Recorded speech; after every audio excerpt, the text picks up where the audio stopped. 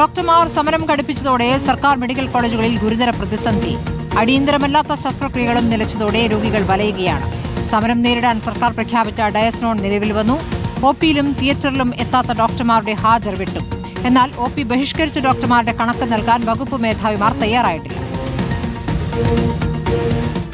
ഒപിക്ക് പിന്നാലെ ശസ്ത്രക്രിയകൾ മുടക്കിയതോടെ ജനങ്ങൾ നെട്ടോട്ടമോടി.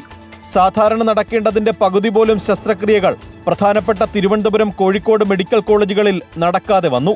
അടിയന്തര ശസ്ത്രക്രിയകൾ നടത്തുമെന്നറിയിച്ചിരുന്നെങ്കിലും അതിന്റെ എണ്ണത്തിലും കുറവുണ്ടായി. വരും ദിവസങ്ങളിലും ഇത് തുടരും.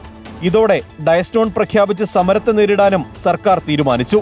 എല്ലാ മെഡിക്കൽ കോളേജിലെയും ഹാജർ പരിശോധിച്ച് റിപ്പോർട്ട് നൽകാൻ DMEക്ക് നിർദ്ദേശം നൽകിയെങ്കിലും പണിമുടക്കുന്ന ഡോക്ടർമാരുടെ എണ്ണം വകുപ്പ് മേധാവിമാർ കൈമാറിയില്ല. പഞ്ച് ചെയ്ത ശേഷം ഡോക്ടർമാർ സമരത്തിന് പോകുന്നുവെന്ന പരാതികൾ പരിശോധിക്കണമെന്നും നിർദ്ദേശമുണ്ട്. ഇതോടെ ഡോക്ടർമാരും സർക്കാരും തമ്മിൽ തുറന്ന പോരിന് കളമൊരുങ്ങി. നിലവിൽ മുതിർന്ന ഡോക്ടർമാർ OP ബഹിഷ്കരണത്തിനായതിനാൽ PG ഡോക്ടർമാരാണ് രോഗികളെ പരിശോധിക്കുന്നത്. ഇത് പറ്റില്ലെന്നും അമിതഭാരമാണെന്നും തങ്ങളും സമരത്തിനിറങ്ങുമെന്നും PG ഡോക്ടർമാർ ആരോഗ്യവകുപ്പിനെ അറിയിച്ചിട്ടുണ്ട്. റിപ്പോർട്ടർ, തിരുവനന്തപുരം.